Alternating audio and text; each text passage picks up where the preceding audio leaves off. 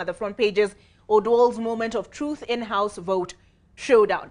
Okay, on to the topic of conversation.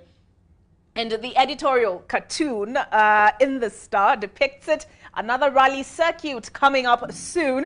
And speaking of rallies, do you see the what I call it? Is it a pun? You know, they have a safari rally car here, and Raila Odinga, Karua there on the other side. Looks like Kalonzo is somewhere there as well, Wajakoya and Wamalwa there as well. So the comparison between the safari rally, we have William Ruto and Rigathi Gachagua in a rally car branded Hustler.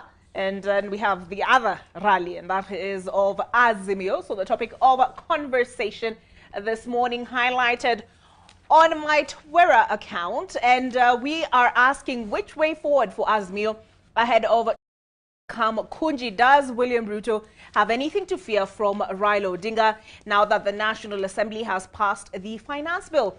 Back to the streets or to court? Hi, Javas. Good morning. Good morning. How are you? I'll start with you on this particular one. What are the options available to Azimio? And I ask this because, one, really, they were outnumbered in the National Assembly when the vote on the finance bill came. And Macharia Gaidho in yesterday's, I believe it was the weekly review, and I'll pull up that article, talked about how he expected more of a contest. And that is not really what we witnessed. So it seems that he has no control even over all of his members in the National Assembly. Does that then restrict him to Maandamano?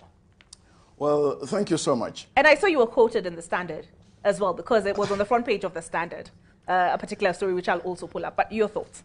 Well, first, you say it correctly. Azimio was outnumbered, outmaneuvered, outwitted, outfoxed, right from the general election 2022 in August last year.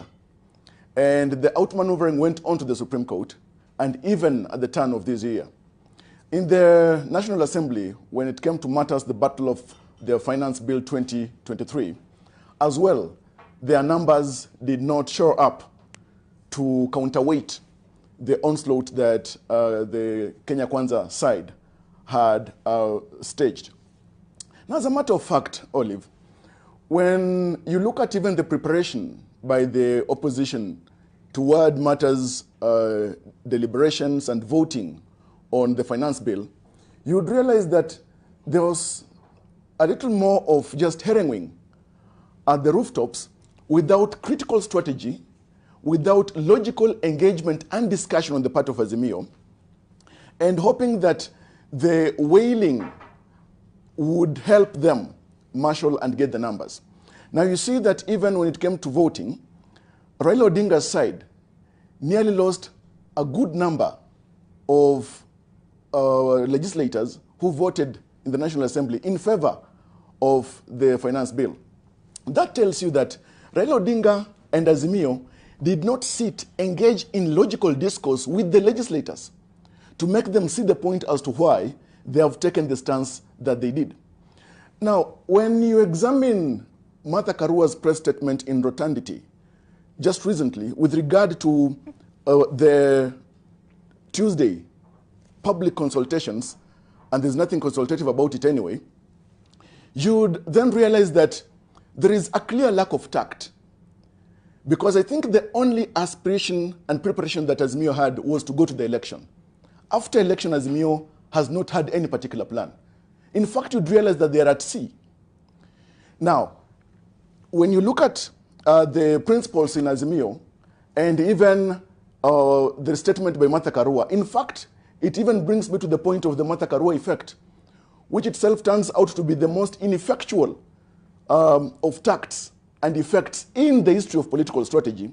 You realize that they are not even rethinking their approach of engaging with the government, other than what I may call vindictiveness undercurrents of trying to counter or fight off the position of the Kenya Kwanza administration by the platitudinous rhetoric of a government that they are terming or framing as autocratic, and that is not so thorough on fighting graft.